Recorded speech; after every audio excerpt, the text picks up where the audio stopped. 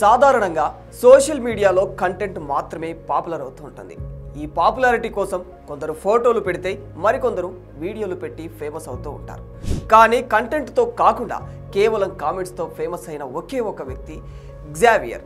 ట్రెండింగ్లో ఉన్న ఎన్నో విషయాలపైన గ్జావియర్ కాస్త భిన్నంగా నవ్వించే విధంగా కామెంట్స్ పెడుతూ ఉంటారు. అందుకే సామాజిక మాధ్యమాల్లో గ్జావియర్ పేరుకు విపరీతమైన క్రేజ్ ఉంటుంది. ఇంతలా పాపులర్ అయిన ఈ గ్జావియర్ ఎవరు? కేవలం కామెంట్స్ మాత్రమే పెడుతూ ఇంత ఫేమస్ ఎలా అయ్యాడు? చూడ్డానికి స్కూల్ పిల్లాడిలా, బుద్ధిమంతుడిలా సైడ్ క్రాఫ్ట్ తీసి ఓ మాదిరి చిరునవ్వుతో చుక్కల్లో చంద్రుడిలా కనిపించే ఇతను ఏ దేశానికి చెందినవాడు? అసలు గ్జావియర్ అకౌంట్ నుంచి కామెంట్స్ పెట్టే వ్యక్తి, గ్జావియర్ ప్రొఫైల్లో కనిపించే వ్యక్తి ఒక్కరేనా? గ్జావియర్ వాస్తవానికి ఇదొక స్పానిష్ పదం. స్పానిష్లో గ్జావియర్ అనే మాటకు కొత్త ఇల్లు అని అర్థం. 16వ శతాబ్దం నుంచి ఈ పేరు వాడుకలో ఉంది. ఈ శతాబ్దంలో సెయింట్ ఫ్రాన్సిస్ గ్జావియర్ అనే క్యాథలిక్ సెయింట్ ఉండేవాడు. క్రైస్తవ చరిత్రలో గొప్ప గొప్ప మిషనరీలలో సెయింట్ గ్జావియర్ ఒకరు. 16వ శతాబ్దంలో పోర్చుగీసు సామ్రాజ్యానికి గ్జావియర్ ప్రతినిధిగా కూడా వ్యవహరించారు. జపాన్లో మొట్టమొదటిసారిగా క్రిస్టియన్ మిషనరీని స్థాపించిన వ్యక్తి కూడా ఈయనే. ఇతను ఎక్కడికి వెళ్ళినా ఎప్పుడు కూడా సంతోషకరమైన, ప్రశాంతకరమైన ముఖంతో, చిన్న చిరునవ్వుతో వెలిగిపోతూ ఉండేవాడట. బహుశా మన మీమ్ స్టార్ అచ్చం అలాంటి లక్షణాలతో ఉన్న ఒక ఫోటోను డీపీగా సెట్ చేసి గ్జావియర్ అనే పేరు పెట్టుకోవడానికి కూడా ఇదే కారణమై ఉండవచ్చు అంటున్నారు. గ్జావియర్ అనే పేరు చరిత్రలో ఎంతమందికి ఉన్నా మనకు మాత్రం మీమ్ స్టార్ గ్జావియరే గుర్తుకు వస్తూ ఉంటాడు. ఇతన్ని చూడగానే ఖచ్చితంగా ఇండియన్ అని టక్కున గుర్తుపట్టవచ్చు. కానీ ఇతను మాత్రం ఇండియాలో ఉండే వ్యక్తి కాదు. భారత సంతతికి చెందిన వ్యక్తి అయినప్పటికీ అమెరికాలో స్థిరపడ్డాడు. వాస్తవానికి గ్జావియర్ అనేది అతని అసలు పేరు కాదు. ఇదొక క్రియేటెడ్ ఇమాజినరీ క్యారెక్టర్. అమెరికా మిన్నియాపోలిస్లోని మిన్నెసోటాలో ఐటీ ప్రొఫెషనల్గా పనిచేసే ఒక వ్యక్తి వల్ల ఈ గ్జావియర్ అనే మీమ్ క్యారెక్టర్ సృష్టించబడిందనమాట. 2013లో పకాలు పపీటో అనే పేరుతో ఒక ట్విట్టర్ ఖాతాను తెరిచాడు. ఈ వ్యక్తి ఎలాగైనా ట్విట్టర్లో ఎక్కువ మంది ఫాలోవర్స్ని సంపాదిస్తానని తన ఫ్రెండ్స్తో ఛాలెంజ్ చేసి క్రియేట్ చేసిన అకౌంటే ఈ పకాలు పపీటో. ఇతను 2013 జూలై 12న పకాలు పపీటో అనే ట్విట్టర్ అకౌంట్ నుంచి హలో ట్విట్టర్, ఐఎమ్ సింగిల్ అనే ట్వీట్ చేశాడు. దెబ్బకు ఆ ట్వీట్ విపరీతంగా వైరల్ అయిపోయింది. దీంతో అతి తక్కువ టైంలో పకాలు పపీటో ట్విట్టర్ అకౌంట్కి వేలల్లో ఫాలోవర్స్ పెరిగిపోయారు. ట్విట్టర్లో వస్తూ ఉన్న ఈ రెస్పాన్స్ చూసి పకాలు పపీటో అకౌంట్ నుంచి ఈ ఐటీ వ్యక్తి మరిన్ని ఫన్నీ ట్వీట్లు చేయడం మొదలు పెట్టేశాడు. అయితే ఈ ప్రొఫైల్ పిక్లో కనిపించే వ్యక్తికి ఈ అకౌంట్ నుంచి వచ్చే ట్వీట్కి ఎలాంటి సంబంధం లేదు.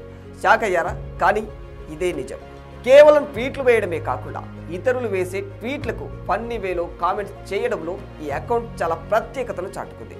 అలా గ్జావియర్ అనే పర్సన్ కంటెంట్ కోసం, కామెడీ జనరేట్ చేయడం కోసం తనపైన తానే జోక్స్ వేసుకునేవాడు. అసభ్యం, అశ్లీలత అనేవి గ్జావియర్ కంటెంట్లో అసలు కనిపించేవి కాదు. దీంతో ఆడియన్స్ నుంచి పాజిటివ్ రెస్పాన్స్ని దక్కించుకున్నాడు. ఇలా ట్విట్టర్లో పకాలో పపీటో సూపర్ హిట్ కావడంతో 2013 సెప్టెంబర్ 2న పకాలో పపీటో పేరుతో ఫేస్బుక్ పేజ్ను కూడా ఓపెన్ చేశాడు.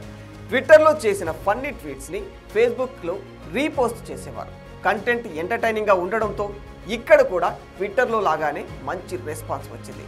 అకౌంట్ పేరేమో పకాలో పపీటో, ప్రొఫైల్ పిక్చర్లో మాత్రం సాదా సీదాగా కనిపించే ఒక ఇండియన్ ఫోటో ఉంటుంది.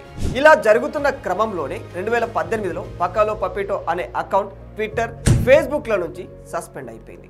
ఆ తర్వాత పకాలో పపీటోలో ఏ కంటెంట్ ఉందో అచ్చం అదే కంటెంట్తో, అదే ప్రొఫైల్ పిక్చర్తో గ్జావియర్ అనే పేరుతో అకౌంట్స్ మొదలయ్యాయి.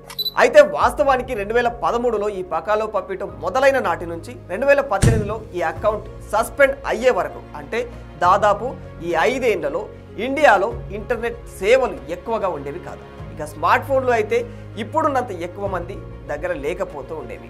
అసలు సోషల్ మీడియా వాడకమే చాలా తక్కువగా ఉండేది. అందుకే మనలో చాలా మందికి పకాలో పపీటో అనే అకౌంట్ గురించి తెలిసేది కాదు.